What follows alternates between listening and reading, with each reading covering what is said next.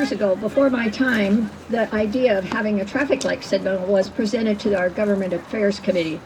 And they took the ball and went with it and went to our former mayors, former city council members, city management, whoever it took, and this is the culmination of it out here today. And we're so proud and so thankful to everybody that's worked so hard to do it. They say it takes a village. We have 7 villages. We have an umbrella board. We had the council. We had the road art, and we had all the subcontractors, plus we had the support of our wonderful management. Cynthia, Lori, Tim, Rich is here. We couldn't have done it, but look at what they all planned together. It's just such a wonderful, wonderful tribute to everybody that worked on this, and just want to say thank you again. Also, we have our band, the Death Cheaters, who are up there, and they're led by Pat King. And today with us, not all the band could be here, but Don Riggs, Dan Srebny, Andrew Cannon, Bob Brandon, Rick Johnson, and Matt Diston. Thank you so much for the entertainment. And about a year ago, Cynthia received a call from Ernie Wolf asking about planning a celebration for today. And of course, with all of the COVID and activities, we were kind of sidelined. And then Sandy called me a couple months ago and said, how about a celebration? So I called Cynthia, and she said, well, you know, about a year ago, Ernie and some of the Forest Village residents said that they'd like to plan something. So we got Sandy and that crew together, and look what we've been able to come up with today. It's just so wonderful. So thanks to everybody again who participated. Hello. This traffic light came together with a lot of work by a lot of people in Providence Point over a long period of time. Our thanks go out to them. I, in only 7 years, have worked with 5 umbrella board presidents, 2 mayors, 3 government affairs chairs, and many community and committee members who have moved on for one reason or another. There's Helen Bell, who is here. Helen.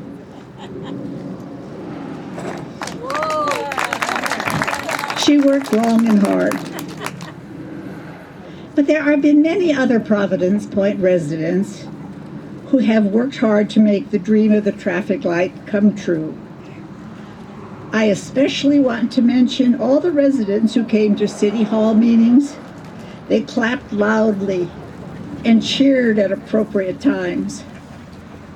Then there are the wonderful volunteers who spoke to City Council. They told the City Council how much of a hazard this intersection was and what a benefit it would be to have a safe way to exit our community.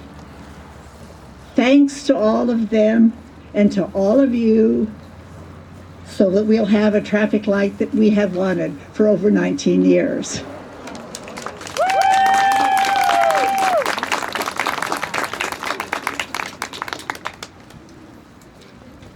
Thank you, Daphne. It's now my pleasure to introduce Ernie Wolf. To speak today, I thought the most important thing would be to list some of the names who have contributed to our being here. One of the earliest ones was Bud Dale, a retired engineer who was here when the community elected to join Issaquah instead of some Amish, and was promised a traffic light.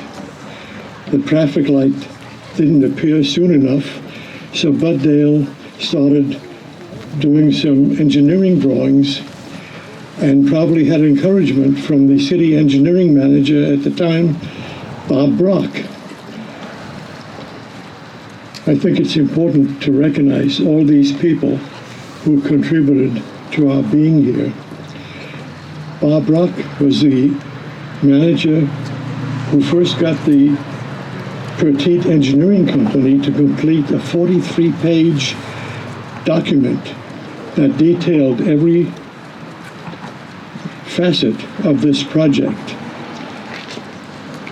the 43 pages. I have a copy here. I don't think you want me to spread them out. But going down my list,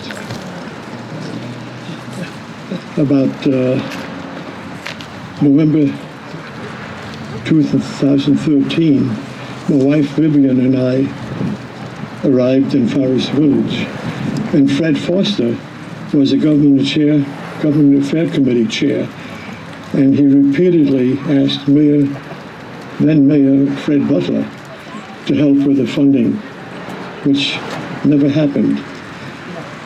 After Fred Foster resigned and Forest Village President Ray Miller asked me to chair the committee, I was lucky to get help from Glenn Buchholz, who's still living here, then the Umbrella Board president, and finding committee members, and a really good group came together. One of our challenges was to get our traffic light on the 4 projects on the failed bond. Many of you may remember we had a bond that failed by 4 percentage points from the state requirement. But one of the city council members who helped get us on that bond was Mary Lou Pauley, and we became very aware of that. Time marched on, and soon Mary Lou Pauley became our mayor. Under her leadership, with various participants, she developed the transportation project. Our government affairs committee at the time tried every angle to stay in the fore. It helped when engineering manager who succeeded Bob Brock, Sheldon Lynn, shared with us traffic count data comparing Issaquah Fort City Road to 43rd Way, Southeast 43rd Way, our street. And believe it or not, the data was within 90% of each other. That data helped us with our argument. And Sheldon Lynn also had Petite Engineering update the design drawings in July 2018. Consider that 11-year period in between. A long time to wait. Those drawings, the current drawings were put out for bid by John Mortensen, who's here, and I want to thank John for all the work he's done. Stand up, John. Stand up. Stand up. John has basically been up to date on a daily basis for what happened here over nearly a year period. It's worth noting particularly hard-working members of the Government Affairs Committee. Helen Bell, whose name you heard before, was our secretary and kept good records. And if she hadn't done that, we probably wouldn't have stayed organized. Thank you, Helen Bell. And Daphne Gann was perhaps the most adventurous of the group, attending multiple meetings and events solo, all by herself, and that related to our common interests. We also need to thank Ted Gamblin and Leo Graham for their time chairing the Government Affairs Committee onward. All of the above would have been for naught had it not been for the consistent help this project has had from Mayor Lou Pauley. We are fortunate that Mayor Pauley and her family moved to Issaquah in 1993. We're also fortunate to how Mary Lou has devoted her time during the past 28 years. Mayor Pauley has a background in civil engineering and has worked in both public and private sector as a public works engineer and an environmental engineering consultant. Aside from having been on the Issaquah City Council, she's had 20 years of service on city boards, commissions, and task forces. Since becoming mayor, she's used her background and experience to reach out to help our community in many ways. This has been particularly challenging during the recent pandemic. Thank you so much. With that, would like to have all of you welcome Mayor Mary Lou Pauley.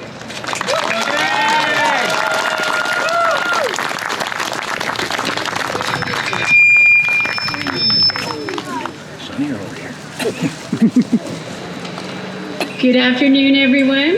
I think I'm going to take Ernie to every single event I go to. That's the best introduction I've ever had. My husband, Carl, who is here with me today, we moved here in 1993 for 2 years. And I had no idea all the things that would happen in between. This is the only city I've ever lived in the U.S. It has changed a lot since I came, but I absolutely love it here. I'm just going to say a little bit of emphasis on what you've heard from the previous speakers. This happened because this community is well organized and this community cares. Issaquah is so fortunate that you chose, yes, you chose to be annexed into the city. You picked us, and we're very, very fortunate for that.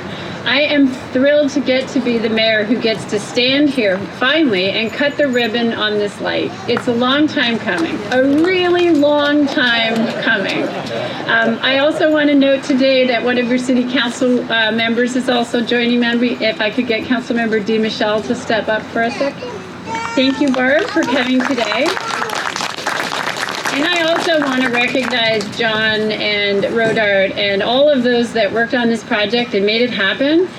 It's really fun being an engineer as mayor because you understand how complicated something is. And when somebody says, but it's just a couple of posts with red and green, yellow lights on, it's not a big deal, right? And you're like, it's a big deal.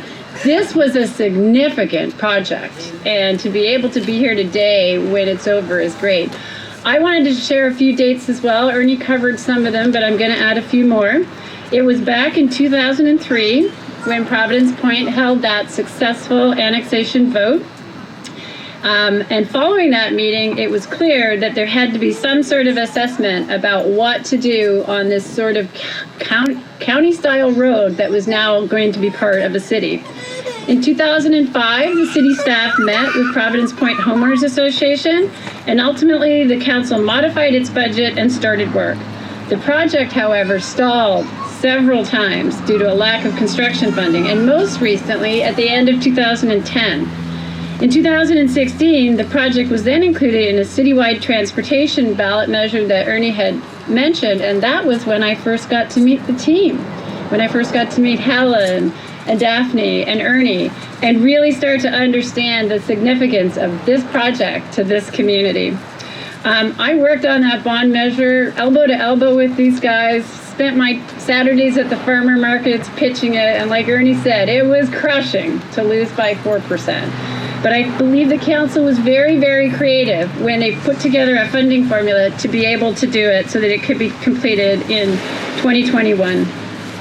So this signal not only enhances the safety for both communities on the Forest Village side and the Providence Point side, but for everybody who uses 43rd, who's turning in and out of this amazing development. And so a last thing I'll do is I want to do a special thank you to John Mortensen. Very, very proud of his team. John and I have been working together for 4 years, and he's been an absolute pleasure, and he'll be in the parade, so let's cheer him on.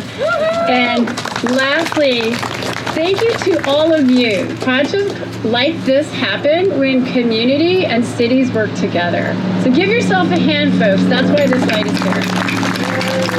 Thank you so much. And thank you for the weather and for the first event that has felt normal in 15 months. This is awesome. Thank you. Thank you, Mayor. Thank you all.